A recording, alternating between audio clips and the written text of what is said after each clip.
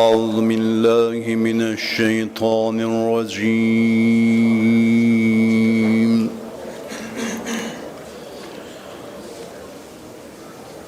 بسم الله الرحمن الرحيم.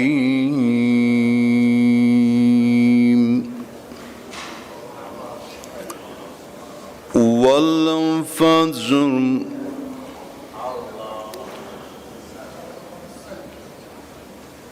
والفجر وليال عشر.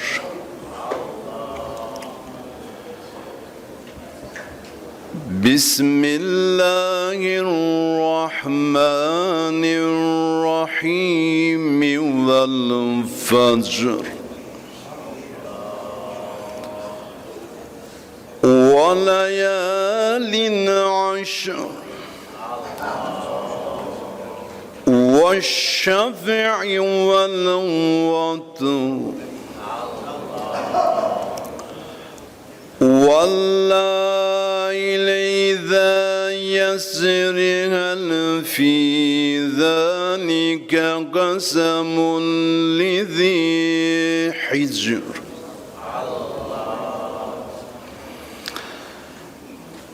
ألم تر كيف فعل ربك بعاد إرم ذات العماد.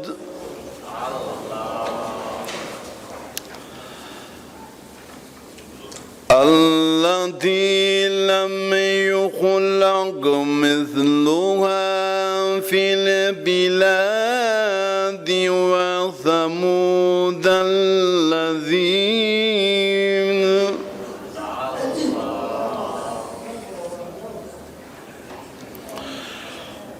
وثمود الذين جابوا الصخر بالواد. وفرعون ذي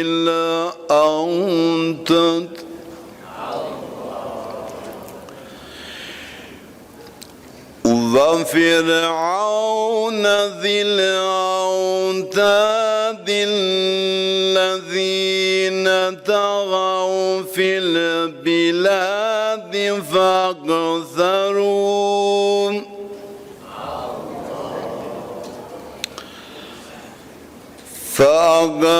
فأكثروا فيها الفساد. فصب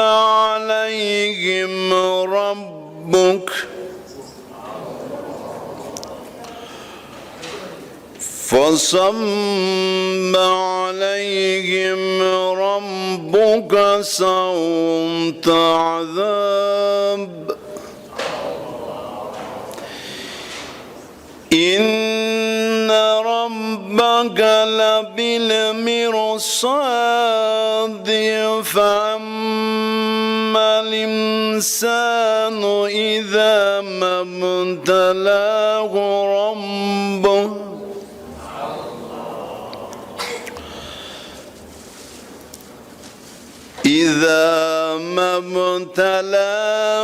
ربه فأكرمه ونعمه فيقول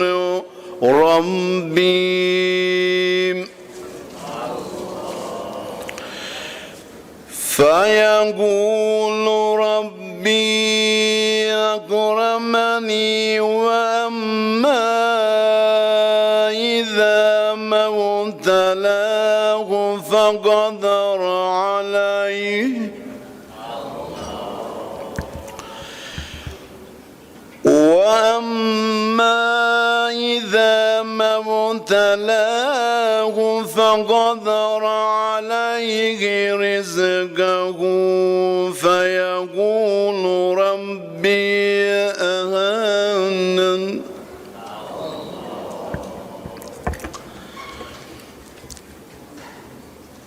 فقدر عليه رزقه فيقول ربي أهانن. كلا بل لا تكرمون اليتيم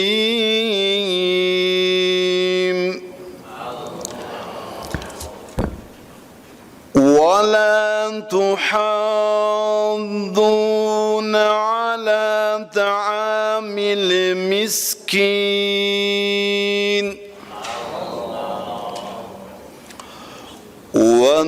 وتأكلون التراث أكلا لما وتحبون المال حبا جما وتحبون المال حبا جما كلا إذا دكت الأرض كلا إذا دكت الأرض دكا دكا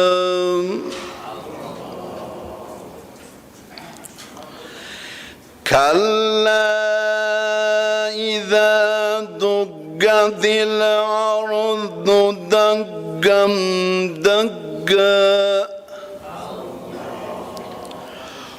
وجاء ربك والملك صفا صفا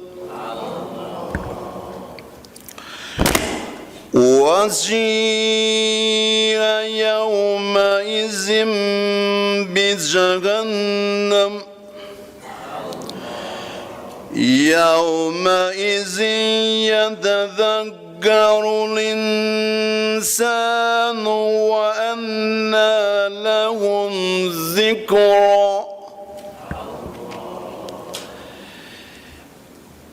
يقول يا ليتني قدمت لحياتي يقول يا ليتني قدمت لحياتي فيومئذ لا يعذب عذابه فيومئذ لا يعذب عذابه أحد ولا يوثق وثاقه أحد يا أيتها النفس المطمئنة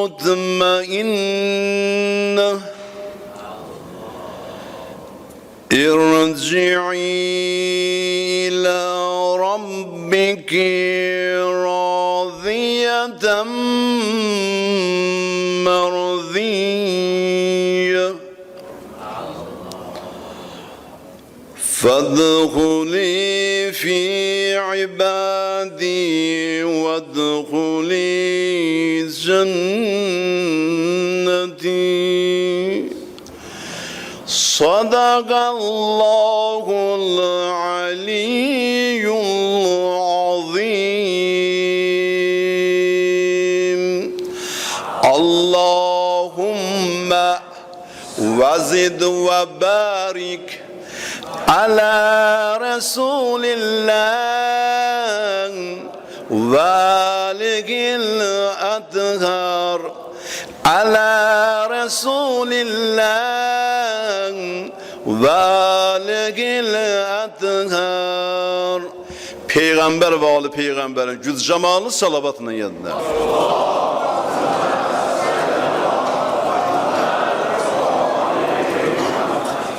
أعوذ بالله من الشيطان الرجيم بسم الله الرحمن الرحيم يوم هم بارزون لا يخفى على الله منهم شيء لمن الملك اليوم لله واحد القهار صدق الله العلي العظيم. Aziz mümin kardeşler, her biri bizi Bu Allah'ın evinde, Ehl-i Beyt'in kapısında Allah'ın salamıyla salamlayıram. Esselamu aleyküm ve rahmetullah ve berekatuhu. Ve Allah Teala'dan acizane arzum budur ki Allah Teala ibadet ve itaatimizi bizden kabul eylesin. Gecenin bu aleminde yığışan her bir mümin, her bir Müslüman, her bir aksakkal ve cavan ana bacılarımız, hanımlar, kız gelinler teşrif buyurublar. Hanım Fatime-i Zehra balasının əzasında iştirak edirlər. Allah'ı and verə, celal ve izzeti xatirinə ibadet ve itaatlerin kabul eylesin. Ve Allah Teala heç birini öz evindən, bu Ehl-i Beyt kapısından geriye eli boş qaytarmasın. Muhammed ve Ali Muhammed salavat zikredir.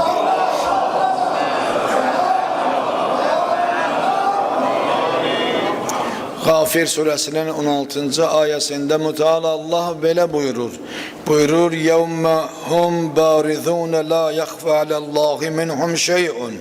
Elə bir gün ki onlar bütün insanlar kabirlerinden yani yattığı yerlerinden çıkacaklar. Onların hiçbir şeyi Allah'tan gizli olmayacak. Alallahi minhum şey'un. Elə bir yerden çıkacaklar insanlar yani her bir dünyanı değişen kıyamet gününe aittir bu Kur'an-ı Kerim'in ayesi. Peygamber insanlara de insanlar yattığı yerlerden uyanacaklar. Elə bir uyanışla ki onların halq edən Haligin onların dünyada ne kadar ömür sürüblərsə ve o müddette ne iş görüblərsə Allah Teala için onların elədikləri her bir şey gizlin değil, aşikardır. Onda Müteala Allah buyuracak ki limenil mulkul yevme. Bütün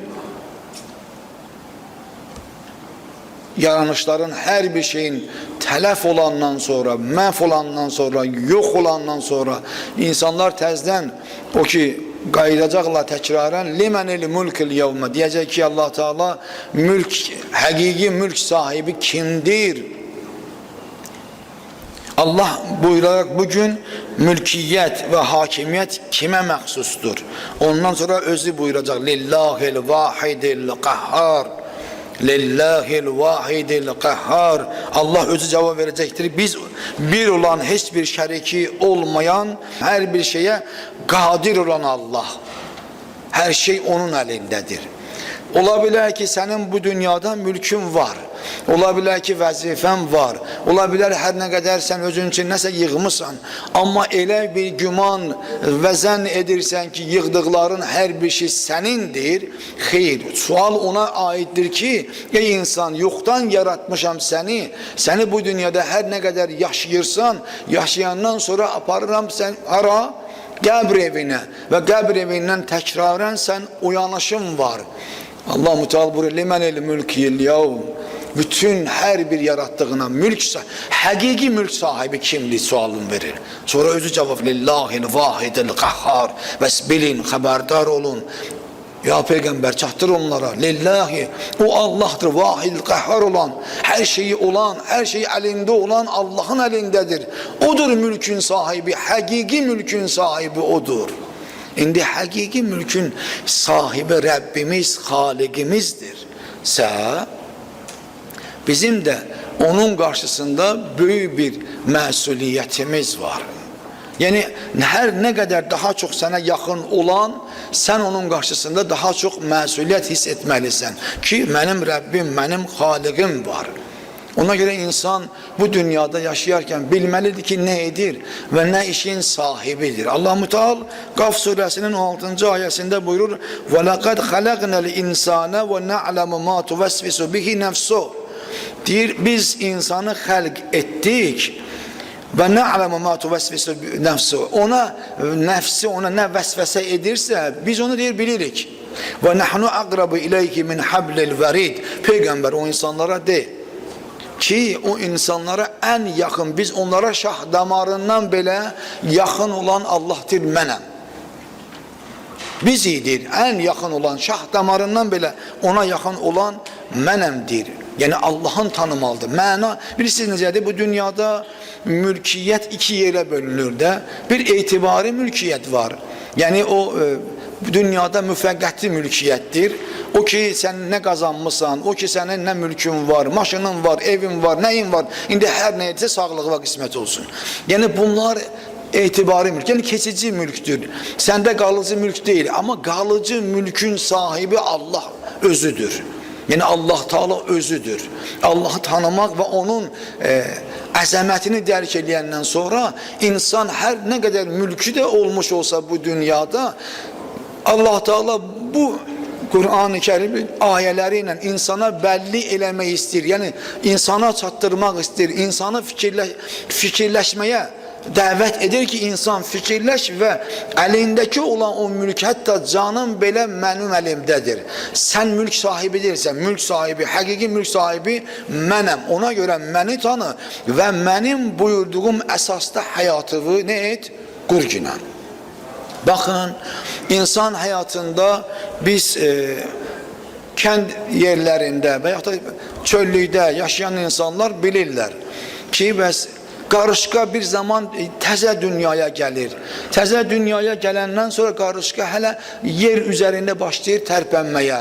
Tərpənə, biraz ona külək dəyir, biraz böyüyür, biraz ona yem verilir. Yavaş-yavaş qarışqa ta o vaxta qədər ki, özünə gəlir. Çünki əvvəl qarışqa dünyaya gələndən sonra qarışqa bir dəfəli qanada malik olmur. Yəni qarışqanın qanadı olmur, düz.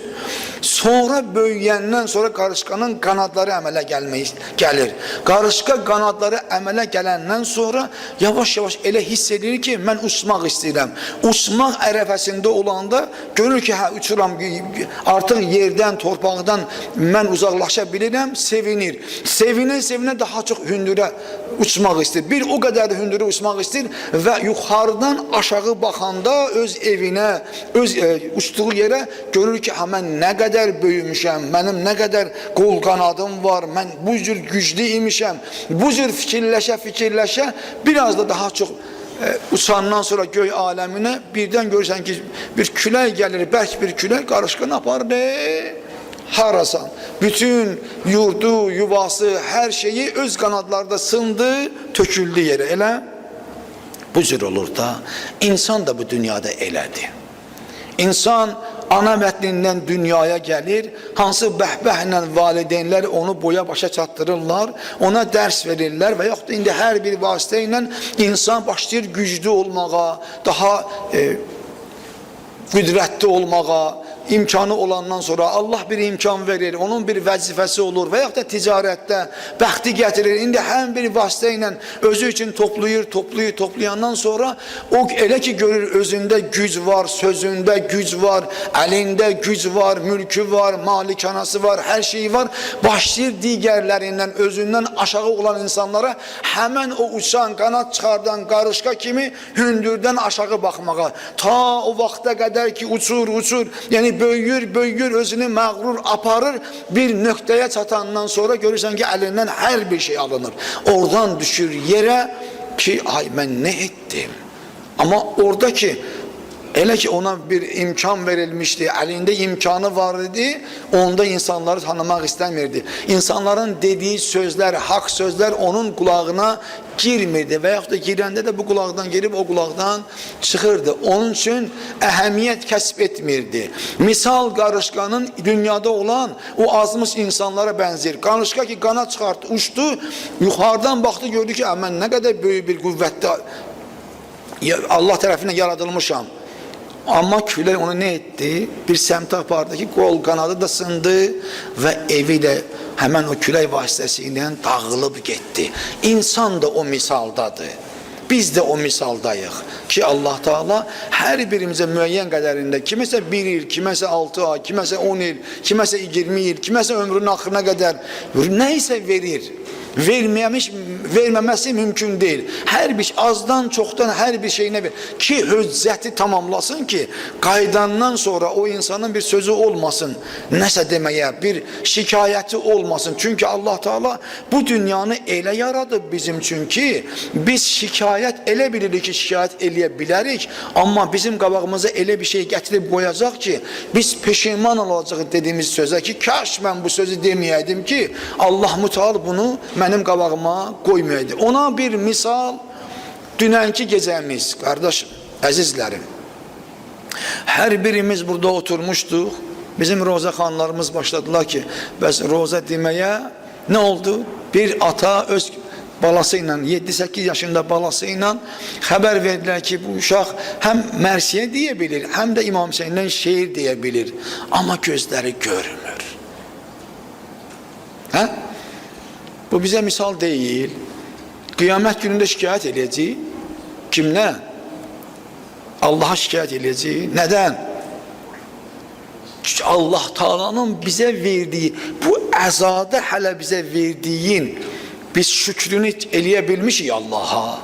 Biz onun qədrini bilmişik. Biz onun dəyərini belə vermişik. 7-8 yaşında uşaq nə deyir? İmam Hüseyndən mərsiyə deyir, şeir deyir, amma hər iki gözü görmür. Həvəsə bax uşaqda. Onu bizim kimi insanlara ibrət qoyublar. Yəni üzr istəm sizdən, sizə qurban olum. Yəni naşükür insanlara, bizim kimi naşükür insanlara mən özümə deyirəm. Bir ibrət qoyub ki, onu gör. Gözlərin açılsın. O görən gözlərin ki görür, sən ki bu qədər şikayət eləmək istəyirsən, narazısan bu dünyadan, bax gör. Allah Teala sənə nə qədər bir gözəl bir göz nemət verib sənə. Ki o nemətlə sən gecə və gündüz işləyir və sənə yol göstərir. Sən onun vasitəsilə görürsən, dilivin vasitəsilə danışırsan, qulağın vasitəsilə eşidirsən, əlivin vasitəsilə sən hərəkət edirsən, kömək edirsən öz həyatda yaşamağın üçün, ayaqların vasitəsilə. Bütün əza elə bir mexanizmdir sənin üçün qurub hər bir insan üçün ki, insan onun şükrünü, öz əzasının şükrünü eləyə bilməz ömrünün axırına qədər. Hər gecə və gündüz şükür etsə, yetərli olmaz. Vallahi ki yetərli olmaz. Nə zaman biz bizə verilənin, Allah tərəfindən verilənin dəyər və qiymətini bilirik, o zaman ki artıq əlimizdən çıxır.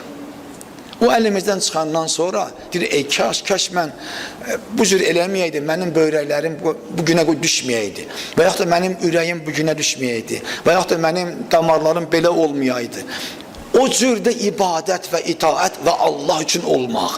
Bu cür sənə bir gözəllik verib Allah Teala, bu cür sənə ömür verib sənə ki, deyirsən, nədir bizim o qəhhar olan Allah, yine hər şey onun əlində olan Allah səndən nə istəyir?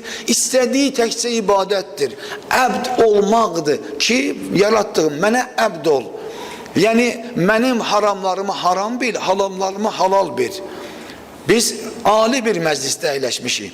İmam Hüseyin əleyhissalam və onun atası Həzrəti Əmir əl-Müminin xanım Fatimə Zəhra və xanım Fatimə Zəhranın atası Həzrəti Muhammed el-Mustafa Allahümme salli ala Muhammed və ala Muhammed. Allah Teala'nın bizə xeyir olanlarını hər şey Qur'an-ı Kərimdə deyir. Amma hər nə qədər biz onları eşidirik onlar tərəfindən və özümüz onlardan uzaq edirik. Bilavasitə Kərbəla hadisəsinin baş verməsinin səbəbi insanın tuğyan etməsidir. Kərbəla meydanında iki cəbhə var. Bir cəbhə haqq cəbhəsidir. İkinci cəbhə isə batil cəbhəsidir. Heç bir başqa bir şey, kafir cəbhəsidir, fasıq cəbhəsidir, münafiq cəbhəsidir. Baxmayaraq ki, namaz qılan, ibadət edən, həcdə olan olsun. İki cəbhə var, yaddan çıxartmayın. Bir haqq cəbhəsidir İmam Hüseyin və onun yanındakılar. İkinci batil cəbhədir. Allahın lənət etdiyi cəbhədir ki, onlara qarşı olublar. Bu həmişə belədir, belə də olur. Həqiqət bundadır.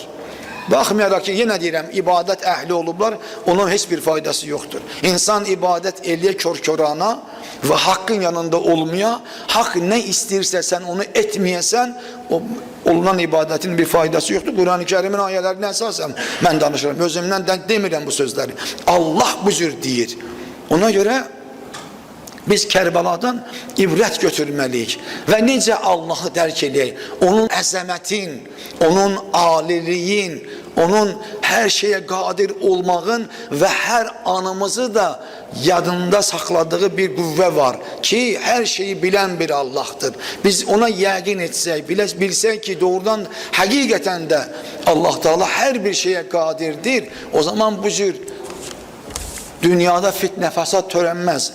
Əgər bilsəydi zamanında o namaz qılanlar, ibadət edənlər, Quran oxuyanlar ki, bəs həqiqətən də Allah Teala onların bütün əməllərini görür, Kərbəlada İmam Hüseyin və onun balalarının başına oyunları gətirməzdilər. Çünki baxanda Kərbəlaya İmam Hüseyin əleyhissalamın Aşurada dediyi söz nə deyir? Deyir, rizən bi qəzaiq. İlahi Pərverdigarı aləm, əgər mən burada şəhid olmalıyamsa haqq üçün, mən bu rizaya qəbulam. Mənim üçün qəbuldur. İlahi, sənin yolunda bu əməli edirəmsə, sən bəyənən bir əməldirsə, mənim üçün bu hasandır. Mənim balalarımın başının kəsilməsi asandır. Onların qanın tökülməsi asandır. Təki sən razı ol. İnsan bu cür əxlaqda böyüyərsə, məntiqdə böyüyərsə, nə xoş o insanın halına. Allah Teala hər birimizi o cür insan olmaqda, bundan sonra davamiyyətimiz, həyatımız, ömrümüzün axırına qədər o yolda davam etməkdə hər birimizə kömək olsun inşallah. Muhammed və Ali Muhammed salavat zikr edin.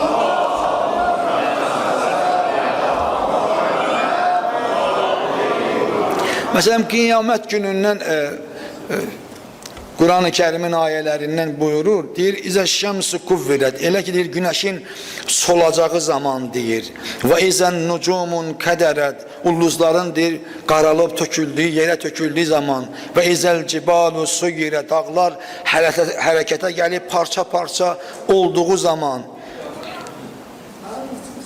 və izəl işarul uttilət, dəvələr deyir, başlı-başlı qalacağın zaman və dənizlərin deyir, dolacağı, sakit qalacağı zaman, dənizlər deyir, dolacaq və sakit qalacaq deyir. Görün necə deyir, günəşin deyir, solacağı zaman, parça-parça olub yenə enəcəyi zaman, ulduzların deyir, sönüb, yağış kimi yerə töküləcəyi zaman, dağların deyir, parça-parça olub, deyir, özündən yum kimi olacağı bir zaman deyir. Dəvələr deyir, səhrada sahibsiz qalacağı zaman, dənizlər deyir, aşıb da, dolub və sakit qalacağı zaman. Dənizlər dolacaq və sakit qalacağı zaman. Necə dolacaq, nə dolacaq dənizin içində olacaq biz bilirik. Əlbəttə ki, amma Quran sənə xəbər verir ki, bu iş olacaq, xəbərin olsun sənin. Sənin bundan xəbərin olsa daha yaxşıdır. Sən bilsən yaxşıdır. Bu cür hadisələr baş verəcək qiyamət gününə yaxın bir ərəfə olacaq ki, o vaxt hər bir şey bu cür olacaq. Bu dünyada sən bildiyi eləyirsən. Quran-Kərimin ayələrini eşidirsən də yenə ona qulaq asmaq istəmirsən. Hər zaman da öz bildiyindən əl çəkmirsən və hər zaman da Allaha tərəf yön almaqdansa başqa tərəfə yön alırsan, bu cür getməklə fəlakətə gedirsən. Amma heç istəmirsən ki, oyanasan, ayılasan, ayılıb anlayasan ki, ilahi pərverdigarı aləm, mən nə edirəm, nə işin sahibiyəm, niyə mən bu cür gedirəm, niyə Allah istəyən bir tərəfə getmək istəmirəm. Nə insan özü-özündən danışsa, nə xoş o insanın halına ki, o özü-özündən danışsın və bilsin ki, onun sahibi kimdir, mənim sahibim kimdir və mən məsuliyyət ən çox kimin qabağında cavabdehəm və məsuliyyət daşıyıram. İnsan bunu biləndən sonra o insana zaval yoxdur. O insana haqq yolunda gedəcək və hər zaman da insan bu cür addımlayarsa bir o qədər də Allaha tərəf getmiş olar. Bir o qədər də Allahın istədiyi sevimli bəndəsi ola bilər ki, Allaha yalvaraq ki, ilahi pərverdigarı aləm bu ali məclislərdən bizim əxlaqımızın, mənəviyyatımızın paklaşması üçün hər birimizə kömək ol yine inşallah. Fatir surəsinin 5-ci ayəsində Müteala Allah buyurur: Ya eyyuhan nasu inne va'dallah haqqun. Deyir, ey insanlar, Allah Taala'nın deyir, dirilərək cəza və mükafat günü haqdır deyir. O gün olacaqdır deyir. Vədi haqdır. Vəd ki verib o vaxt diriləcəyi gün siz hamımız öldünüz, qurtarmayacaq. İnsanlar ki bəzən şübhəyə düşür ki, mən öləndən sonra görəsən torpağa qarışdım, min illərlə ölənlər var, onlar da necə düzələcəklər, amma bir insan təfəkkür etmir ki, məni axı yoxdan yaradıb, məni o palçıqdan yaradıb, o palçığa yenə qayıdıram. Əgər o palçıqdan yaradıbsa, mənə bu nəfsi veribsə, mənə bu ruhu veribsə, mən bir neçə il yaşayıram, ondan sonra gedirəmsə, qadir olan Allah təkrar məni oradan ayağa qaldıracaq hesab üçün. Mümkün deyil ki, insan hesab verməsin.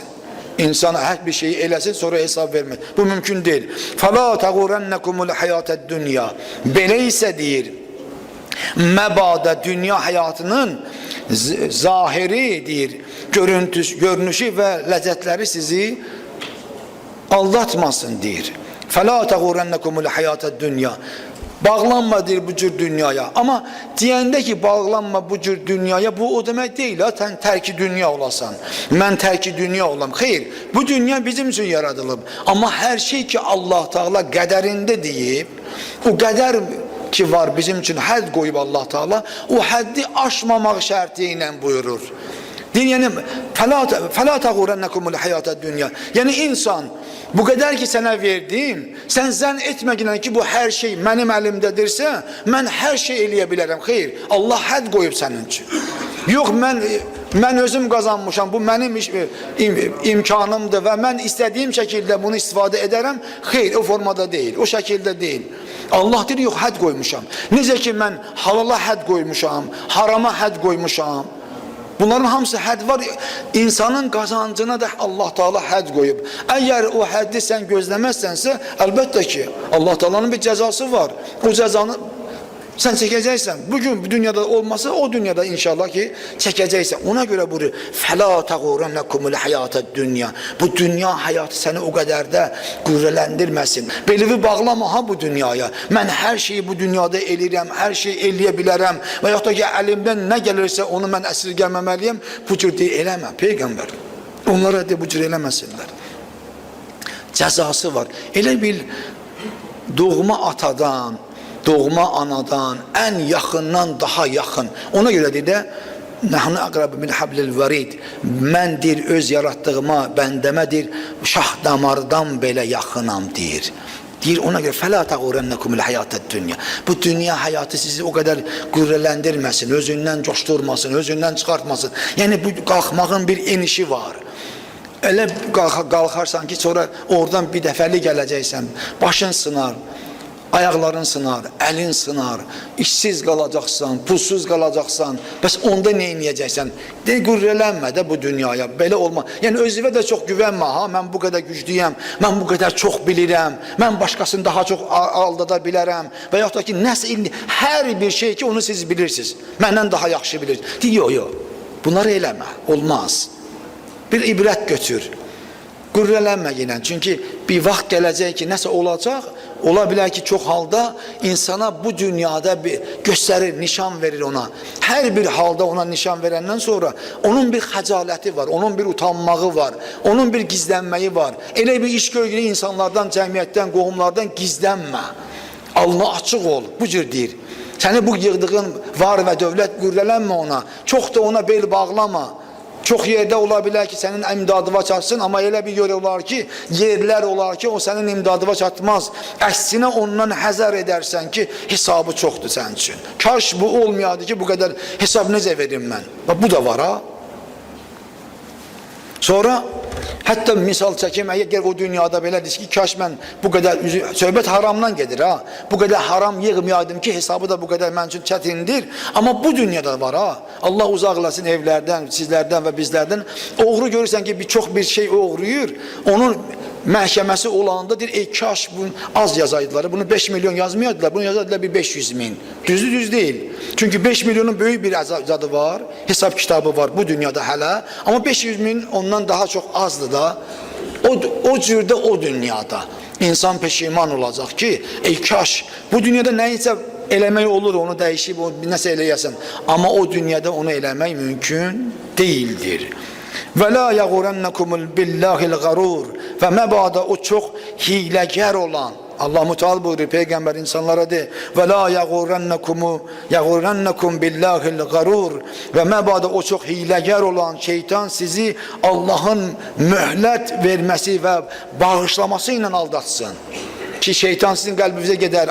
Allah mühlet verer sana. Hele istiğfar eləyəcəksən de. Hele git bu günahı et. Ya Allah bağışlayır, Erhamer Rahimindir. Allah Müteala Kur'an'da buyurur ha, peygamber insanlara de ve la yagurrannakum billahil garur. Allah elə eləməsin ki şeytan onları aldatsın, desin ki hələ mühlət verəcək sənə, yaşayacaqsan. Və yaxud da ki hələ et, nə edirsən et, Allah Erhamer Rahimindir. Sənin kimi, mənim kimi deyil ki. Deyən var ya yoxdur bu dünyada, var bu dünyada bunu deyən. Deyir, məbada aldanma ha, o cür olmaz ha. Mümkün değil o cür olsun. Allah Teala deyir, her şeyi görürəm, her şeyi de bilirəm. Zehnindən ne keçir, ruhundan ne keçir, batinindən ne keçir, fikrindən ne keçir, gözdən baxırsan ne keçir, mən onların xəbərdarıyam. Bu cür deyir, mən bu cür xaliqəm, bu cür Allah'ım sənin üçün. Ehtiyatlı ol deyir, şeytana bel bağlama, belin bağlanması yer varsa, o tek olan yer Allah'tır. Allah Teala bunu demək istəyir. Bel bağlanası bir yer varsa o da Allah'tır. Onun için hayat yaşamaqdırsa yaşa. Onun için mücadele etməkdirsə mücadele et. Onun için mənəviyyat toplamaqdırsa dəyərləri bilməkdirsə bil. Şəhadətdirsə şəhadətdir. Ailə üçün çalışmaqdırsa çalış. Amma güvən yerin Allah olsun. Yani güvən yerimiz her birimizin Allah olmalıdır. Allah olsa güvən yerimiz sənə zaval yoxdur, mənə zaval yoxdur. Yox, əgər Allah'tan başka qeyri bir güvən yerimize biz her ne kadar imkanı olsa, her ne kadar vəzifəsi olsa yarımçıq qalacaqsan. Yarımçıq qalacaq. Yani güvənmə. Allah deyir, səni o güvənimi mən nə eləyərəm? Puç eləyərəm güvən yerivi. Sənin mənə güvən. Sonra buyurur, İnne şeytane lekum aduvvun fettehizuhu aduvven. Hakikaten de şeytan sizin düşmeninizdir. İnne şeytane lekum aduvvun. Şeytan sizin içindir, düşmendir, düşmen. Fettehizuhu aduvven. Beleyse onun özünden özünüzü o düşmenden koruyun der. Fettehizuhu. Koruyun özünüzü ona. Yani özünüzü ona verin, ona taraf aparmayın. Ondan ehtiyatlı olun. Ona göre der, inne şeytane lekum aduvvun fettehizuhu aduvven.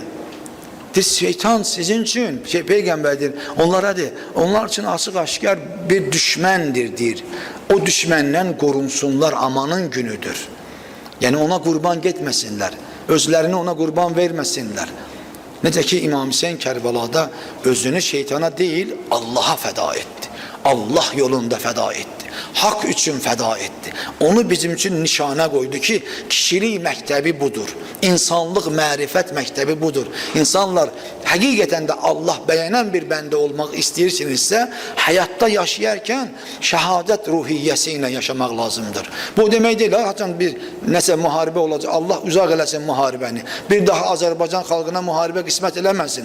Bir daha evlerden o ağlar səslər gəlməsin, körpə balalar atasız qalmasın, analarımız nigaran qalmasın, qız gəlinlərimiz nigaran qalmasın, atalarımız ürəkləri partlayıb ölməsin. Yox, elə olmasın, onu arzulamıram. Amma deyir, necə şəhadət ruhiyyəsi, bu o deməkdir ki, mən sabah dururam, gəlirəm işimə, amma işimlə də yenə də şəhadət ruhiyyəsi ilə getməliyəm. Hər bir işə gedirəmsə, məktəbə gedirəm o cür, işimə gedirəm o cür, hara gedirəm o cür, o ruhiyyədə yaşamalıyım, ailəmi qoruyuram, o cür olmalıyım. O cür insan keyfiyyətli insandır, Allah'ın beğendiği bir insandır, Allah'ın sevdiği bir insandır. O cür insandan xətər gəlməz digərlərinə, o cür insan xeyirli insan olacaq. Allah Teala her birimizi o xeyirli olan insanlardan qərar versin. Sonra buyuruyor, innema yed'u hizbehu liyekuna min ashabis sa'ir. Deyir, hakikaten o öz dəstəsini hizbəhu, yani şeytandan söhbət getirir. İnnəmə yəd'u hizbəhu liyəkunu min əshabis sa'ir. Hakikaten de şeytan öz dəstəsini ona uyanları cəhənnəmin əhlindən olmağa dəvət edir. Allah Teala her birimizi o şeytandan uzak qərar versin. Ellezine keferu lehum azabun şedidun. Deyir kafirler için şiddetli bir azab vardır. Ellezine keferu. Bütün bu sözleri, Kur'an ayelerini eşidenden sonra, hakkı bilenden sonra, hakkı anlayandan sonra, hak kimdir onun yanında karar tutmak istemediyse ve bu dünyaya bu kadar bel bağladısa, hakkı taptalayıp oraya tarafa gittiyse deyir, ellezine keferu lehum azabun şedid. Deyir o insanlar ki bu kadar benim kelamlarımı, Allah kelamlarını, Kur'an-ı Kerim'in ayelerini eşidenden sonra yine haya etmezlerse, nefsine ve şeytana kurban gideceklerse ve şeytana taraf gidip Allah'a taraf gitmezlerse lahum azabun şedid. Onlar için şiddetli bir azap vardır peygamber. Şiddetli bir azap. Zaval yoktur deyir onlar için. Vellezine amenu. O insanlar ki yok. Bu sözleri eşidenden sonra, benim kelamlarımı, ayelerimi, surelerimi eşidenden sonra iman getirdiler. Ve amilu salihat ve salih amel sahipleri oldularsa bu dünyada lehum mağfiretun ve ecrun kebir. Onlar için bağışlanma ve büyük bir ecir vardır. İlahi perverdigar-ı alem. Ne ola ki bizi de düşünen insanlardan karar verirsen, şeytanı bizden uzak eləyəsən, biz de o bağışlanmış ve ecri verenlerden karar versen bizleri ve biz de o şeytandan daha çok uzak olaq ya Rabbim Allah. İlahi zaten gelmişi senin azizin, sevimli Hüseyin'in, onun balalarının meclisine gelmişik, toplaşmışıq ya Rabbim Allah. Elimizden ne cür imkan varsa onu eləyirik. İlahi Pərverdigar-ı aləm, qəsdimiz ve amalımız sənə tərəf gəlməkdir. Sənin yanında olmaqdır, istiğfar etməkdir. İlahi bizim istiğfarımızı, bizim bu gelişimizi bizden kabul eyle. İlahi bizim öz evinden əli boş geri qaytarma. İlahi 7 gecedir ki sənə yalvarırıq ya Rabbim Allah. İlahi bir il ərzində ne kadar günah səhv etmişik. Bilərekten, bilmərəkdən. Ya Rabbim Allah, kiminsə qəlbinə dəymişik. Kiminsə pis baxmışıq. Kiminsə haqqına girmişik. Kiminsə ruzisinə bahis olmuşuq. Kiminsə ağ valideyn olub. Kiminsə indi hər nə qədər asi olub. İndi hər nə qədər kim necə olubsa bilir. Hər birimiz bilirik ya Rabbim Allah. Gəlmişik ki istiğfara.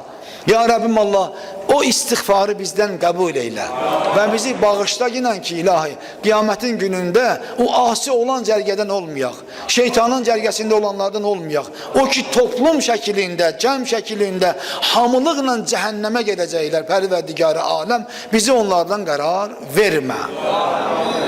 Fatir onda buyurur, mən kana yuridul izzətə fəlillahi izzətun cəmiən. Gör ne deyir? Ya güzel deyir, başa salır. Deyir, mən kana yuridul izzətə.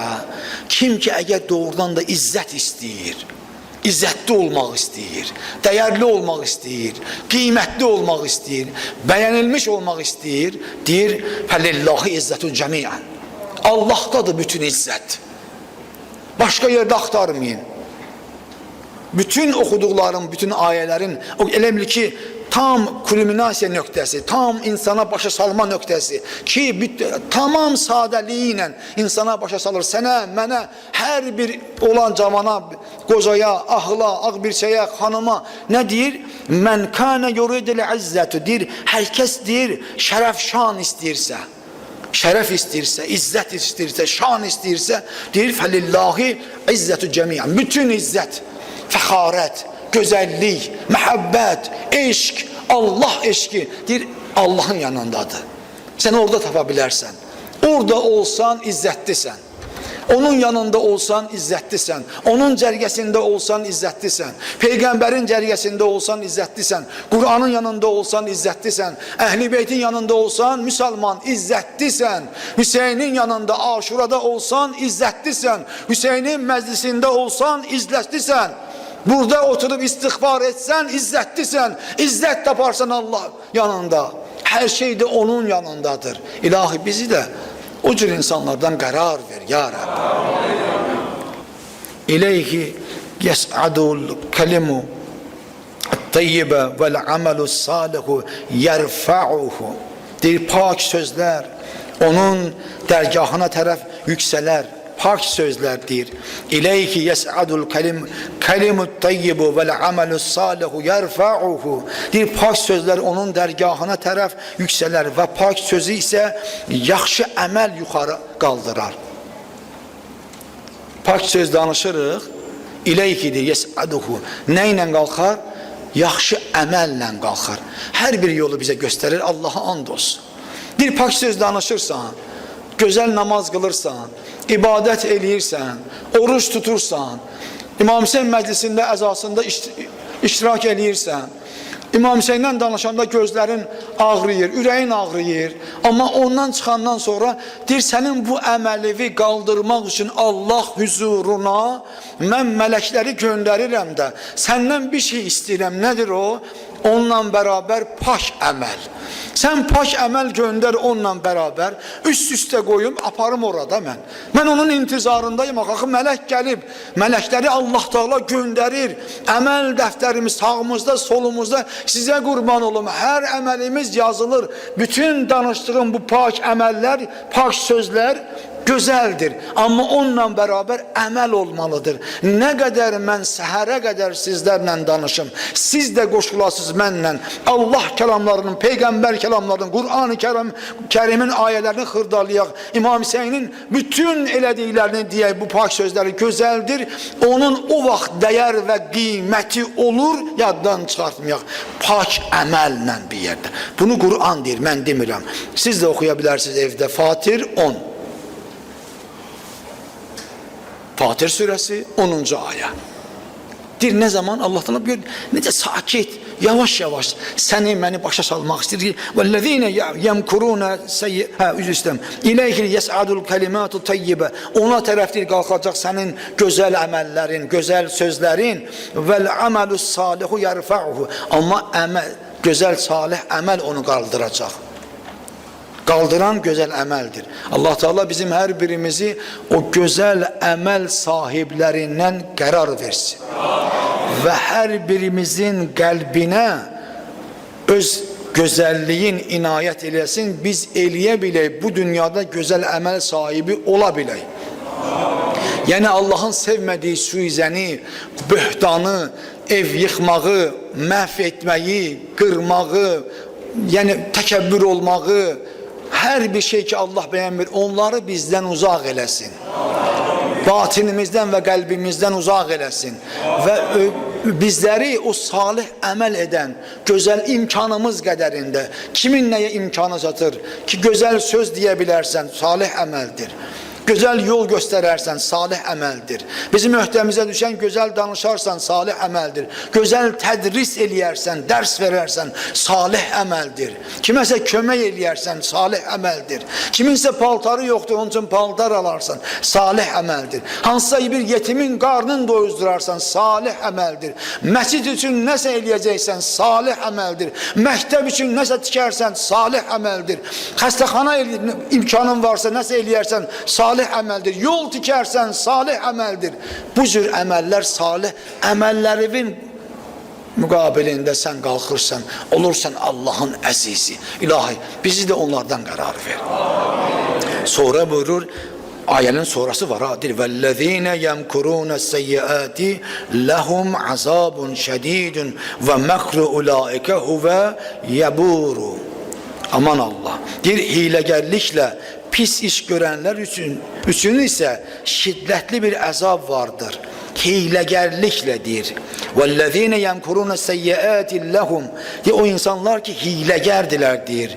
Pis iş görürlər deyir. Hiləbazdılar deyir o insanlar deyir. Onlar pis iş görənlər üçün isə şiddətli bir əzab var. لَهُمْ عَذَابٌ شَد۪يدٌ وَمَكْرُ اُولَٰئِكَ هُوَ يَبُورُ. Onların hilələri puç və təsirsiz olar. Onların elədikləri hilələr puç və təsirsiz olar deyir.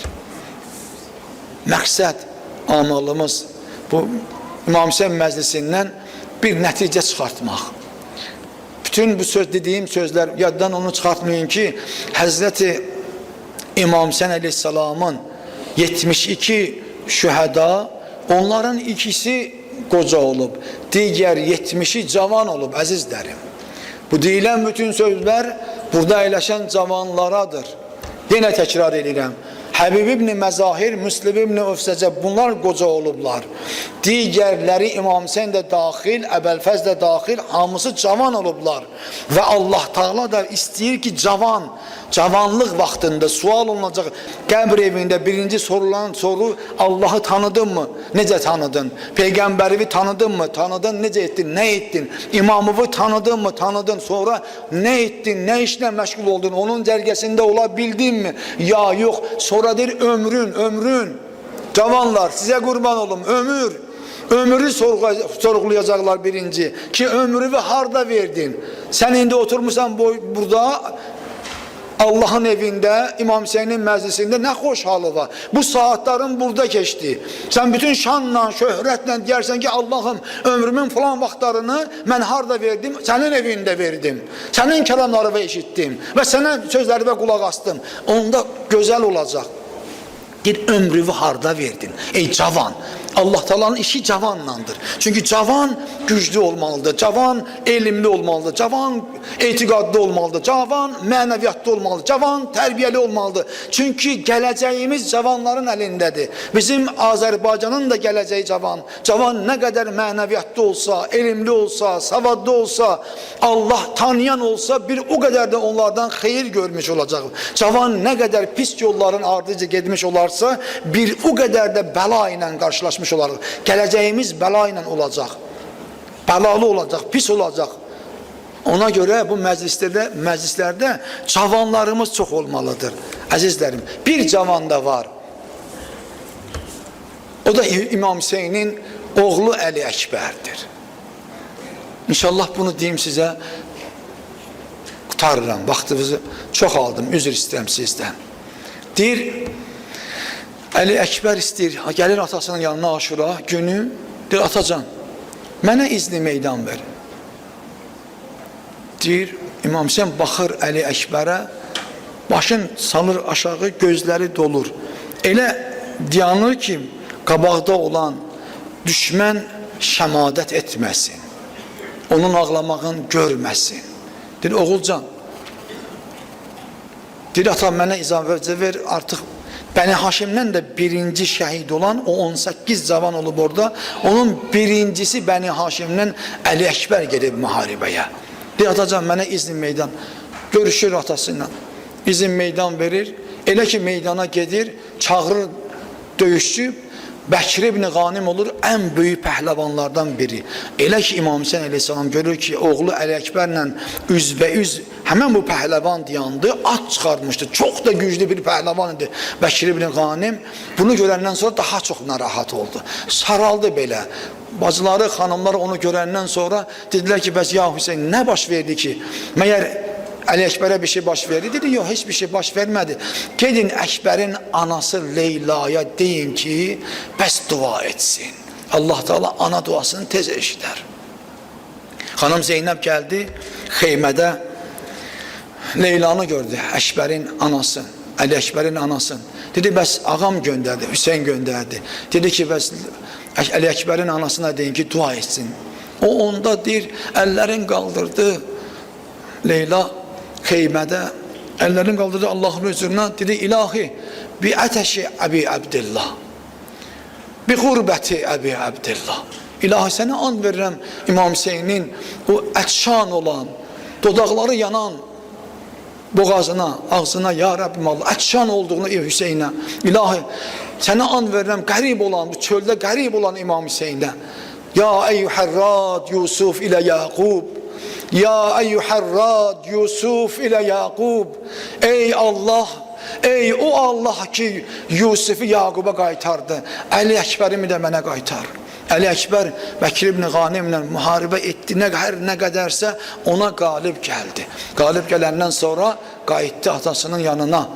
Dedi, bəs su. Onda İmam Hüseyin başını təkrar aşağı əydi. Eynə lima. Dedi, hardadır su? Hardan gətirim sən üçün su? Gəlib elə ki yaxınlaşdı atasına, gördü ki atasının yaxınlığından ona o qədər hərarət gəlir ki, o atası ondan daha çox ehtiyacı var suya, daha çox hərarətlidir, yanır su üçün. Elə ki bir-birinlə danışdılar, dedi, oğulcan, Ataya bax, dedi oğulcan gəl axırıncı dəfə bu dünyada bir-birimizlə görüşək. Gəl axırıncı dəfə bir-birindən görüşdülər, deyir, qol boyun oldular. Qol boyun olandan sonra qalxdı deyir atına, dedi Əli Əkbər ayaq saxla, ged ananla görüş sonra. Əli Əkbər atından təkrar düşdü. Getdi, girdi xeyməyə, gördü ki anası Leyla o qədər dua edib, özündən gedib. Ağlayıb, göz yaşları tökülüb onun üzünə, gəlib dayandı anasının başı üstündə və Əli Əkbər də ondan asılı olmayaraq ananın o halını görəndən sonra o da ağladı. Göz yaşları töküldü anasının üzünə. Anası oyandı, gördü ki oğlu qayıdıb xeymədədir, onun başının üstündə. Tez sevincək durdu ayağa, oğluna qol boyun oldular və bir-birlərindən görüşdülər. Şükür etdi ki İlahi Pərverdigarı aləm, sən mənim səsimi eşitdin və mənim Əkbərimi qaytardın mənim üçün. Biraz belə danışandan sonra Əli Əkbər, qeyrətli Əli Əkbər, o cavan Əli Əkbər, o savadlı, elmli Əli Əkbər, imanlı Əli Əkbər nə dedi? Peyğəmbər oxşarı Əli Əkbər nə dedi? Dedi, anacan, istəməzsən qiyamət günündə sən Peyğəmbər qızı Xanım Fatimə-i Zəhraya bu cür deyəsən. Dedi, necə oğul? Dedi, deyəsən ki, ya Xanım Fatimə-i Zəhra, ey cənnət xanımlarının seyyidəsi, mən oğlum Əli Əkbəri Kərbəlada susuz oğlun İmam Hüseynə qurban verdim, fəda etdim. Bu cür deyəsəndir. Ya Xanım Fatimə-i Zəhra, mən oğlum Əli Əkbəri, cavan Əli Əkbəri, Peyğəmbər oxşayar Əli Əkbəri, hələ cavan idi deyir, sənin oğlun Kərbəlada İmam Hüseynə fəda verdim, qurban etdim. Bunu deyəndən sonra Əkbərin anası Leylanın qolları düşür. Deyir, ancaq bir şey var, icazə verirəm. Bir şey anayanda, mənim oğlunu böyütmüşəm. Bir şey səndən istəyirəm, onu et, sonra get. Dedi, nədir anacan? Dedi, bu xeymənin içində biz ikimizik. Səni də görən yoxdur, məni də görən yoxdur. Nə olar ki, bu xeymənin bu başından o başına bir iki dəfə addımla get o başa, gəl bu başa, ondan sonra çıx get. Əli Əkbər xeymənin bu başından o başına getdi. Dedi, get oğul. Çıxdı xeymədən. İmam Hüseyin gördü ki, Əkbəri gedir. Dedi, oğul, dayan, görüşüm səndən bir dəfə. Görüşdü. Dedi, sən məni qoxula, mən də səni qoxulayım. Görüşümüz qaldı o dünyaya, oğul. Necə olar ki, bak, geldi, öz ata balasını göndərir şəhid olmağa, balasını göndərir, fəda edir. Bu asan bir şey deyil. Danışmaqla bunu deyirsən, asan deyil. Ben danışdım, qutardım, yox, amma icraatdır. O ki, dedi, salih əməl et, sənin əməlivi, dediklərivi qaldırsın. Salih əməl budur ki, zamanında məqamım bilir, vaxtım bilir ki, Allah Taala məndən nə istəyir? Bugün mən onu etməliyəm, sabah mən onu etməliyəm. İmam Hüseyin də o dəqiqə Kərbəlada Əli Əkbərini fəda vermək Allah onu istəyirdi ki, imtihanını göstər ya Hüseyin, ya Əli Əkbər, imtihanını göstər. Bu insanlar ki, namaz qılanlardır, oruç tutanlardır, qari Qur'anlardır, o qədər namaz qılıblar ki, alınları pinə bağlayıb bu insanların. Kur'an okuyanda ağlayırlar bu insanlar. Göster onların da imtihanı olsun. Onların gören kör gözleri o görsün. Sen de imtihanını ver. İmtihandan üzü ağ çıktı. İmam Hüseyin'in yanında olanlar. İmam Hüseyin'le bir yerde. Ama onlar xəcalet ve xəzil oldular. Yemkuruna dedim ha. Yani hile işlettiler, hilegar ediler onlar. Hile, yani münafık idiler, fasık idiler o insanlar. Baxmayaraq namaz ve ibadeti vardı. Yani onların kıldığı namaz ve ibadet ve o cürde indi de varsa insan hiçbir faydası yoktur. Vallahi hiçbir faydası yoktur. Hiçbir faydası da olmaz. Eğer boş dursa hiçbir şey yoktur. Yoktur kardeşim. Azizim sen baş dedim, yoktur. Allah'ım sana an verirəm izzəti və cəlalı və əzəmətimin xatirinə. Bizim ibadət və itaatimizi bizdən qəbul eyle. İlahi gələn günlərimizi xeyrə cala.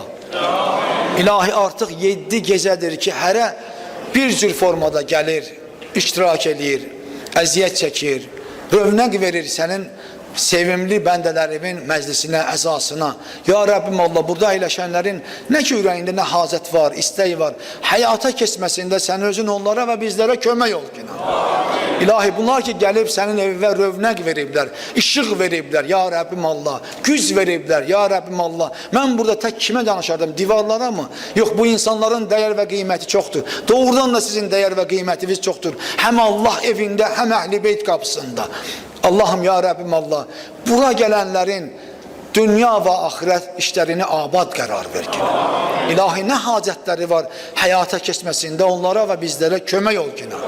İlahi evlərdə, xəstəxanalarda, qürbətdə olanlarımız var, xəstədirlər. Onların iltiması ehtiyacı var, iltimas istəyiblər. Heç yoxdan onlara şifa ver ki. İlahi ya Rəbbim Allah, ruzimizi bol qərar ver. İlahi o insanlar ki gəlirlər, onların müşkülü var. Onların müşkülünün həll olmasında sən özün onların yanında ol. İlahi fərq etməz, qız olsun, oğlan olsun, kişi olsun, qadın olsun, qoca olsun, cavan olsun, ağ bir şey olsun, ahıl olsun, ağsaqqal olsun. Gəlir hər bir cür istəyi var. Kimin ki nə şər'i niyyəti var, dünya və axirəti üçün. Ya Rəbbim Allah, onları intizarda saxlama. Onların dualarını eşit ki.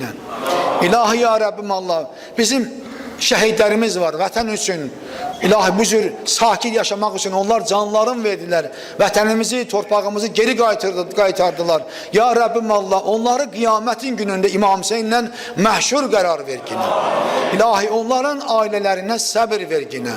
İlahi bizim yaralı qazilərimiz var. Onların şifaya ehtiyacı var. Heç yoxdan onlara şifa ver. Onların ruzilərin bol qərar ver ki. İlahi bizim də ruzimizi bol qərar ver ki. Hər zaman ki gəlirlər, istəyirlər, həqiqi ehtiyacı olanlar var. İlahi ya Rəbbim, sənə an verirəm bu gecənin sahibinə ya Rəbbim Allah. Bizim üçün də yetir, biz onları əliboş geri qaytarmayaq. Pərverdigar-ı aləm ya Rəbbim Allah, bizləri sahibə zaman əleyhissalamın əskərlərindən qərar ver. Onun zuhurun təcil qərar ver ki. İlahi bizim əzadarlığımızı axırıncı qərar vermə ki. İlahi bu cəmi biri-birinə mehriban qərar ver ki. İlahi dünyadakı od yağır, alov yağır, müharibə var, nahaq qanlar tökülür. Cavan uşaqlarımız, qocalarımız, hər kim ki nahaq qana bələşir ya Rəbbim Allah, sənə an verirəm izzət və cəlalın xatirinə, o yerlərdə də əmin-amanlığın bərqərar olmasında onlara kömək ol ki. Sülhün bərqərar olmasında onlara kömək ol ki. Bir daha nahaq qan dünyada tökülməsin. Bütün dünya müsəlmanlarını biri-birinə mehriban qərar ver ki. İlahi bizim Azərbaycanımızın ordusun, əskər və zabitlərin sən qoru. Onların həmişə güclü olmasında sən onlara və bizlərə kömək ol ki. İlahi bizim ərazi bütövlüyümüz, müstəqilliyimiz əbədi olsun inşallah. Və ələl xüsus Azərbaycanda yaşayan bacı və qardaşlarımızın, qız və gəlinlərin, ilahi bu cəmaatın, müsəlman camiyyəsinin ruzisi firavan olsun ya Rəbbim Allah. Həmişə yaxşı yaşasınlar ya Rəbbim Allah. İlahi kimlər ki Azərbaycanı pis görmək istəyərsə, bu xalqın pis yaşamağını görmək istəyərsə, istər daxildə, istər xaricdə bizim üçün fərq eləməz. İlahi onların imkanlarını əllərindən al. Onlara o gücü verməginə ya Rəbbim Allah. Bütün dualarımızın qəbulü üçün Peyğəmbər və Ali Peyğəmbər səlavazı kitədir.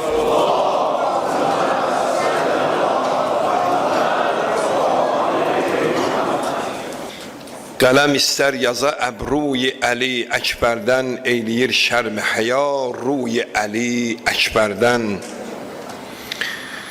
Bir məzacı varmış əslidə məndən qələmin, ikimiz məst oluruq buy Əli Əkbərdən. Çox təəccübdür ki bir Leyli Həzaran Məcnun bağlanıb həlqə-i keysuy Əli Əkbərdən. Hər nə əndazə ki divanəsi var məndə biri, hər nə əndazə ki divanəsi var məndə biri, mən kiməm layiq olam küy Əli Əkbərdən. Cənab-ı Əli Əkbər ağanın o pak ruhi mütəhhərinə özünün gecəsindən salavat hədiyyə elə.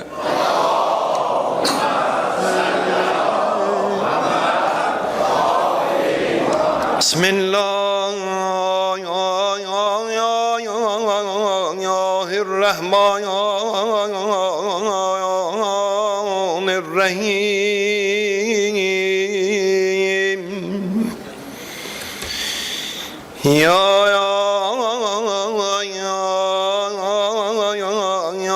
Rahman, ya Rəhim. Əkbər nə əkbər heç bir oğul bənzəməz ona. Əkbər nə əkbər heç bir oğul bənzəməz ona. Məhşərdir gözlərin ruhi tanıması var.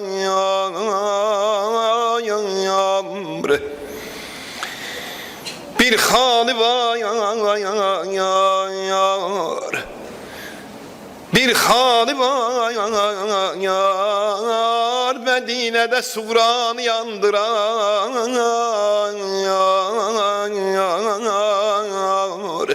Bir bacısı kalmıştı da Medine'de. Fatıma-i Suğra xəstəydi, bimardı, İmam Hüseyin Aleyhisselam'dan gələ bilmədi. Bir hali var, Medine'de Suğranı yandırar. Daim hayali hayal ile sübhi mesası var. Hurilerin gilesidir Ekber üzerliyim. Kâmet demem kıyameti Leyla hevası var, Leyla hevası var. Yusuf zenin azizen gulam oldu misli de. Yusuf zeni azize gulam oldu misli de. Bu Fatime azizidir Zehra'yam nenesi var. Yusuf ona gulam idim, bu Zeynep'e gulam. Zeynep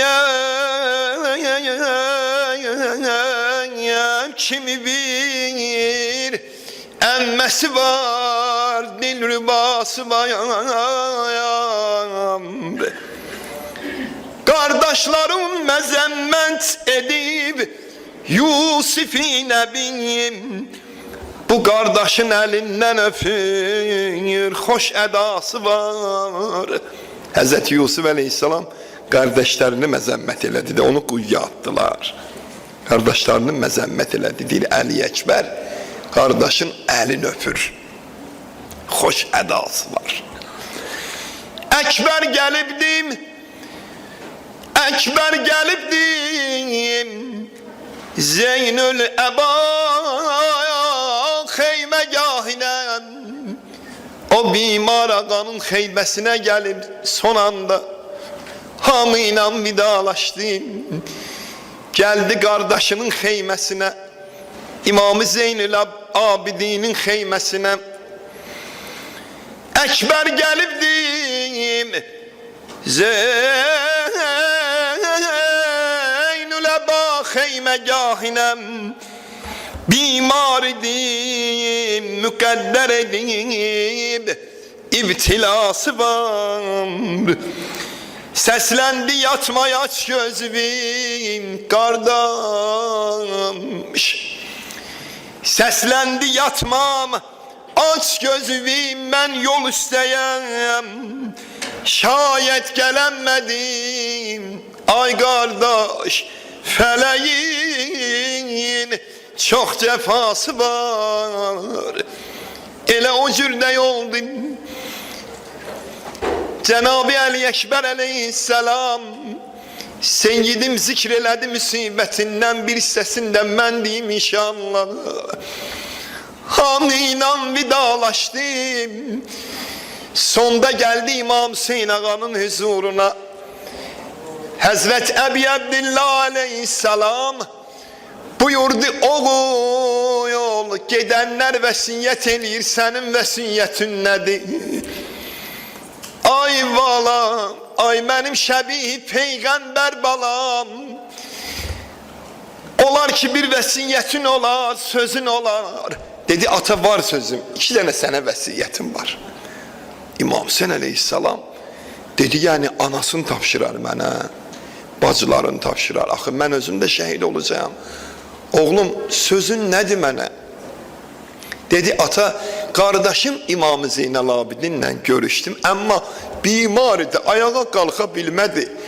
Ona da çox söz deyə bilmədim, səndən istəyirəm bu 2 dənə vəsiyyətimi. Dedi, baba ya əvvəl vəsiyyətim budur, elə ki gördüm məni yıxdılar addayan, gəl başım üstünə, apar mən xeybələrə, ana qucağında can verim ay baba. Bu əvvəl vəsiyyətimdir Hüseyin, ya əbəta. Oğul, 2-ci vəsiyyətin nədir?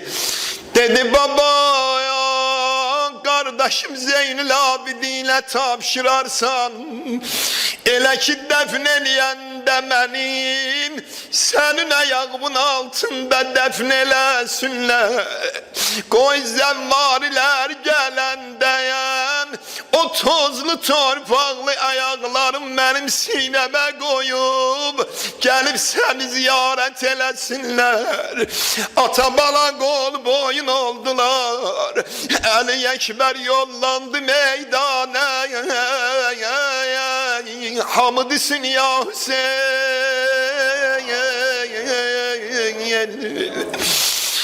Ağa elə ki vuruşdim, mübariz görsəndim, qəvi pəhləvanim məhvi nabud elədim. Gəldi 2-ci dəfə anası ilə xudafisləşdim, amma 2-ci dəfə meydana getdi, daha qayıtmadı. Atından yıxdılar ağamı, üzüm tutdu xeymələrə. Dedi, baba ya ədrükni ya əbəta. Baba Hüseyin yıxıblar şəbi peyğəmbəri. Əbi Abdillah aleyhisselam qaça qaçan Telli Zeynəbdən üst tutdu meydana. Deyir, ravi getdi, attım qalmışdım, ağanın ayaqları dözmədi, dizləri vuruldu Kərbəla torpağına. Belə buyurardı, oğul ya vələdi əynə. Ay mənim gözümün işığı balam, oğul Əli Əkbər, harda salıblar səni? Gəldi bir hal ilə tapdı Əli Əkbərin o az rəməqi qalmış bədənin, aldı başım düzü üstünə. Bizə deyinlər, niyə roza oxuyursunuz? İlk dəfə İmam Hüseyin aleyhisselam özü roza deyib oğlunun başı üstündə. Ərəbisi budur. Dedi, əl-anə inkəsərə zəhri, oğul Əlim, ələd dünya bədəkəl əfa, ya əzizə zəhra. Oğul, kül ola dünyanın başına səndən sonra. Ay mənim şəbih peyğəmbər balam, ay yaralarım şan olan balam. İstədi Əli Əkbəri götürəm, amma götürə bilmədi. Üzüm qoydu Əli Əkbərin üzünə. Burada ola bilər şəhid atası olar, ya oğlu əlindən getmiş olar. Üzr istəyirəm hamından Cənab-ı İmam Hüseyin. Üzüm qoydu Əli Əkbərin üzünə. Dedi, ay vərəqlənən pərpər olan balam Layla. Ay vərəqlənib pərpər olan balam Layla. Xəncərlərim, qılınclarım altında qalan balam Layla. oğuyum.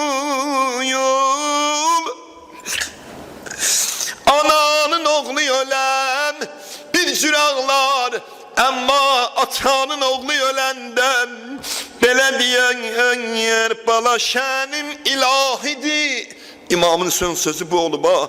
Şənim ilahidir, odur ki sındıramadım. Oğlum ölübdür, başıma vuruyub, ağlayamadım. Esselamu aleyken ve ala veledike şehidil mezlum Ali'nil ekber ya aziz Zehra ya.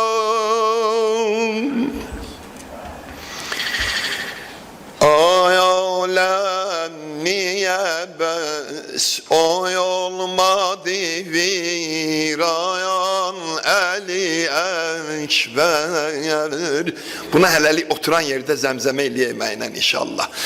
Alem niye bes oy olmadı virayan Ali Ekber. O gün ki seni sayaldılar dayan Ali Ekber. Alem niye bes oy olmadı viran Ali Ekber. O gün ki seni saldılar attan Ali Ekber. Hamı diyey. Alem niye bes olmadı viran Ali Ekber. O gün ki, o yol gün ki senin Dan Ali Ekber. Bu şielere kaşi cehennemde yaneydim. Zülfündeki bir teli gavne boyan eydi. Oğul çerhün görüm ol günde bu dövri dolan eydim. Dövri berbi aldılar Rıdvan Ali Ekber. Alem niye bes? Alem niye? Sesime kurban olmadı bir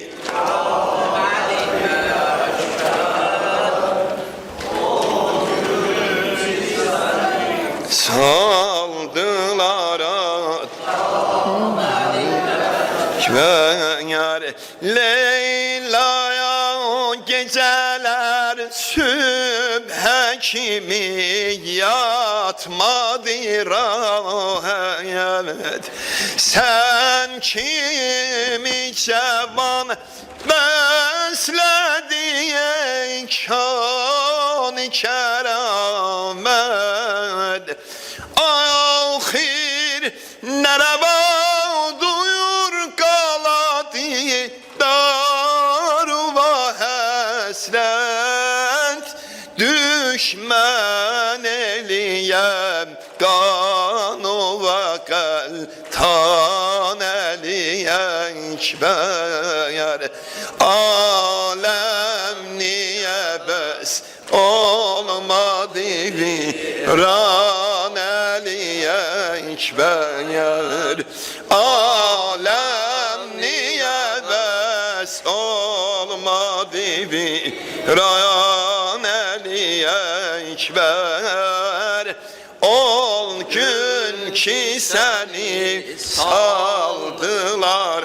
Kalktı sen. Dan Ali Ekber. Leyla gece sübhə kimi yatmadı rahat.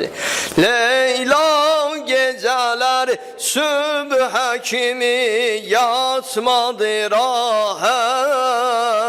Sen kimi cavan bəslədi o kani məlahət.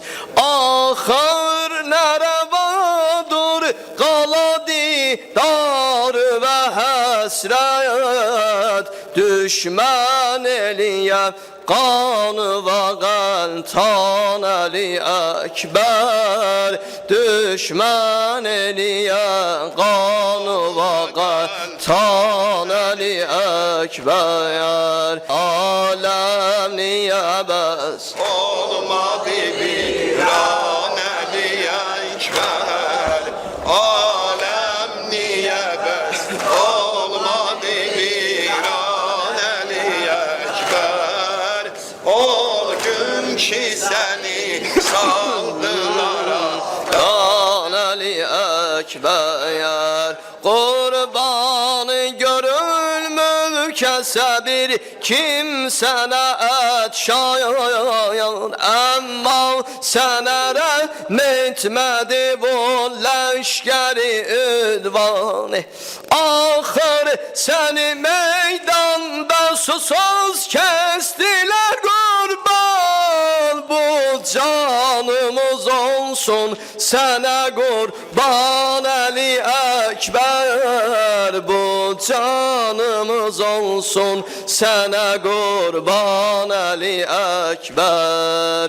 Aləm niyə bəs olmadı viran Əli Əkbər. Aləm niyə bəs olmadı viran Əli Əkbər. Ol gün ki səni qarandan Əli Əkbər. Şümrün görmələm dəşədi olsun əzabi.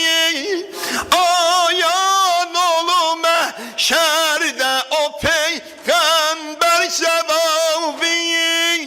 Ol gün ki qurar ədl ilə divanı hesabim.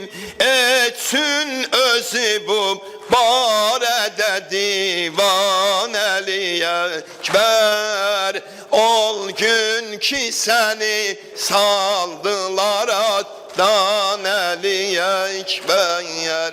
Aləm niyə bəs olmadı viran Əli Əkbər. Aləm niyə bəs dəyişirsən dəyişir Əli Əkbər. Ol gün ki səni saldılar an Əli Əkbər. Şəhri yarim sən ağa, davr nə davrim sən ağa. Şəhri yarim sən ağa, aç və bir bunu. Şəhri yarim sən ağa, davr nə davrim sən ağa. İftixarim sən ağa, dildə şuarim sən ağa. Yaralı, yaralı can yaralı, yaralı, yaralı can yaralı. Şəhri yarim sən ağa, davr nə davr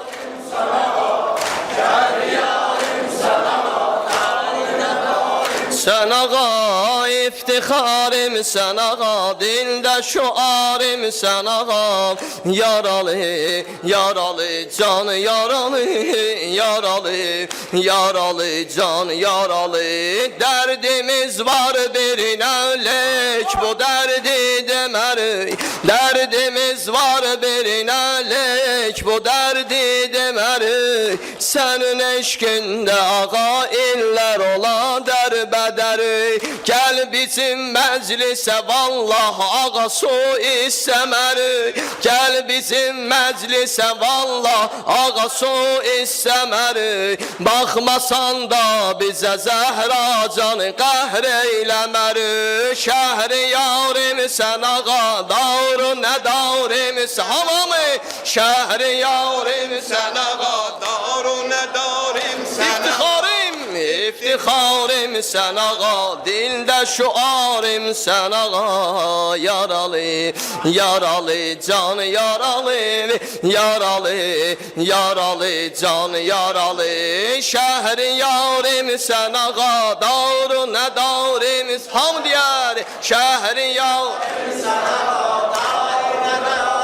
İftixarım, iftixarım sən ağa, dildə şuarım sən ağa. Yaralı, yaralı, can yaralı, yaralı, yaralı, can yaralı. Şakirəm Həzrəti Dadavra Hüseyn nökəriyəm, aşiqəm Əhmədi Muxtara Hüseyn nökəriyəm. Mən vilayət bağının bülbülü divanəsiyəm, getmərəm ayrı çəmən zarə Hüseyn nökəriyəm. Şəhri yarim sən ağa, davru nə dav sən ağa. Şəhri yarim sən ağa, davru nə davrim sən ağa. İftixarım sən ağa, dində şuarım sən ağa. Yaralı, yaralı, can yaralı, yaralı, yaralı, can yaralı. Bir təbibim var onun əlləri maciz yarada.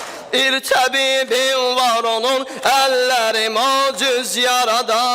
Demərəm dərdimi əğyara Hüseyn nökəriyəm. Bir nəfər, bir nəfər, bir nəfər görsəm alıbdır əlinə qara ələm. Ağlaram qolsuz ələm dara Hüseyn nökəriyəm. Şəhri yarim sən ağa, bir də şəhri yarim sən ağa, darı nə darim sən ağa.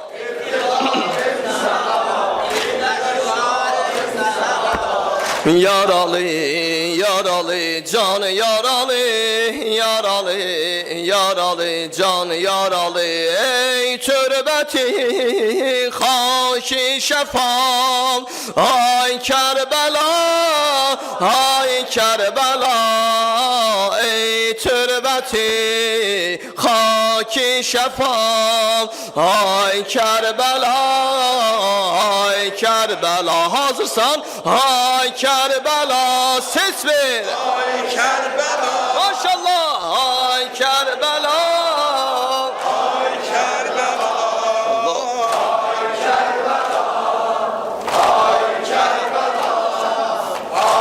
Kərbəla, ay Kərbəla.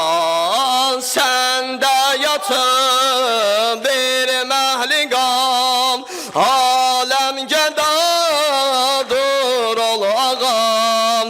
Qurban o qaldı toprağam. Ay Kərbəla, ay Kərbəla. Ses ver, ay Kərbəla, bəh bəh. ay Kərbəla, ay Kərbəla. Ey qiblə. Kərbəla, ay Kərbəla. Ay Kərbəla, ey qibləyim huri ədən, var səndə bir başsız bədən. Çoxdur məqamın Kəbədən. Ay Kərbəla, ay Kərbəla, səndə gözəl günlər yatım, bir yerdə üç dilbər yatım. Əkbər yatım, əsğər yatım. Ay Kərbəla, ay Kərbəla, ay Kərbəla, ay Kərbəla, ay Kərbəla, Ay Kərbəla, ay Kərbəla. Ay Kərbəla, ay Kərbəla. Səndən gəlir Leyla səsi, bir kəsri babın naləsi. Sol susuzdan lalesim. Ay Kerbela, ay Kerbela, senden gelir Leyla sesim. Bir kesri babun nalesi, soldu susuzdan lalesi. Ay Kerbela, ay Kerbela, hazırsan. Ay Kerbela, ay Kerbela, Ay Kerbela, ay Kerbela, be be. ay Kerbela, ay Kerbela.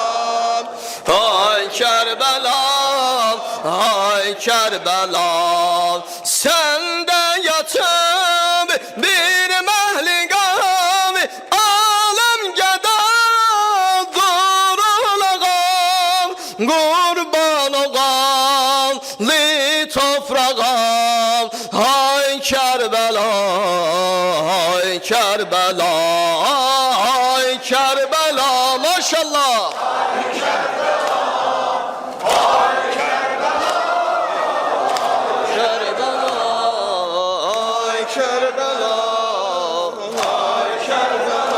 Ay Kerbela, ay Kerbela, biz esreddeyik sen Irak'dan, çok uzaktan, çok uzaktan. Yanır kalbimiz bu ferahdan, bu ferahdan, bu ferahdan. Arzu etmiştim nasip ola mənə dəvətin gəlsin, qonaq olum yenə eyləyim təzim, salam verim sənə bu ərbəyində, hamim bu ərbəyində. Dostlarım gəldi Evğanlı torpağa, eyləmişdim ki çağırmadın ağa, qaldı kərvanə, gözüm baxa baxa bu ərbəyində, bu ərbəyində. Sənə ya Hüseyin sözümüz var, hamı deyər sözümüz var, sözümüz var. O şeş goşədə gözümüz var, Gözümüz var, gözümüz var. Ay nehri yelgenden batanaya salam, kaş ebel fezlen qonaq olan yenə Kərbəlasız mən, necə axı qalam bu ərbəyindən, bu ərbəyindən. Kaş gəlib Nuhəm deyərdim Əkbərə, kaş gəlib lay lay, çalardım məsxərə, olmadı qismət mənə bu mənzərə, bu ərbəyində, bu ərbəyində. Sənə ya Hüseyin sözümüz var, sözümüz var, sözümüz var. Güşədən gözümüz var, gözümüz var, gözümüz var. Eşkibin dildən əsiriyəm Hüseyin, bəzmi eşkibin Həbibiyəm Hüseyin, bab-ı ihsanin fəqiriyəm Hüseyin. Gədaya bir bax, gədaya bir bax. Hər kim öz eşkin sənə nişan verər, qəlbinə eşkin elə təvan verər. Hər ölü cisməm dübarə can verər. Gədaya bir bax, gədaya bir bax.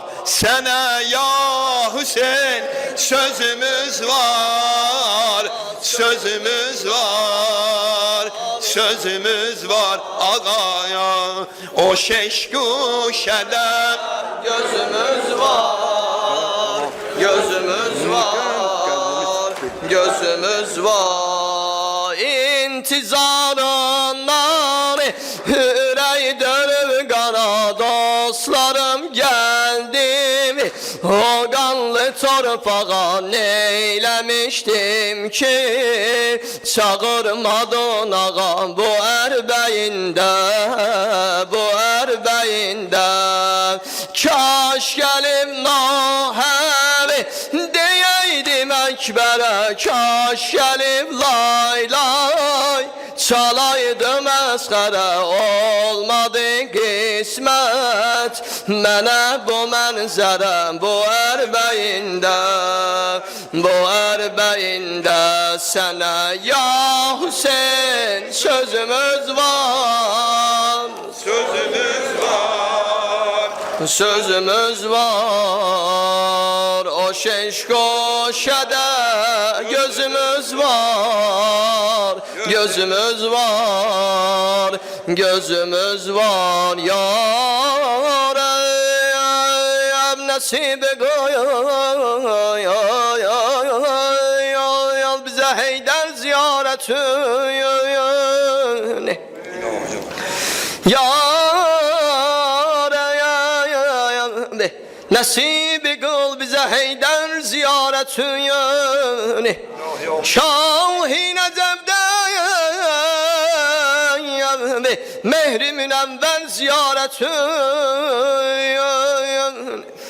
Şeşkuşaya gebrim alaq ağuşa şövgüle, mazlum Hüseyin ile Ali Ekber ziyaretini.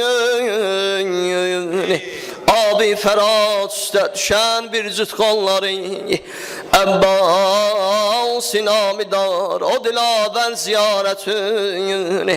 Qanlı ələm əlində tutub gözləyir bizi, qanlı ələyəm əlində tutub gözləyir bizi. Ruzi elə o şah hünərvər ziyarətini, vurdu xədəyən güzülmü boğazına hər mələm, ləm teşlə can verən Əli Əsqər ziyarətini lütfünlə yarəm, nəsib eylə Qudsiyə və həm də bizlərə Yəsribdə qəbir xətmi Peyyəmbər ziyarətini. Allahümme nes'eluke ve ned'uk bismikel azimul azam el acellul azellul ekrem bil Hüseyni bil Hüseyni bil Hüseyni bil Hüseyni ya Allah ya Allah ya Allah. İlahi merhametinle bize sen eyle nigah, bağışla bizleri Ali Eba'ya ya Allah. Tekebbür eyleme şeytan tek el üzme Halik'den, günde 100 defa erz eyle ya Allah ya Allah ya Allah ya Allah. Bi hakkı miru küllü mevcudat, mescidden eza saklayanların enbatının ruhine, alimlerimizin selametliğine selavat. Sallallahu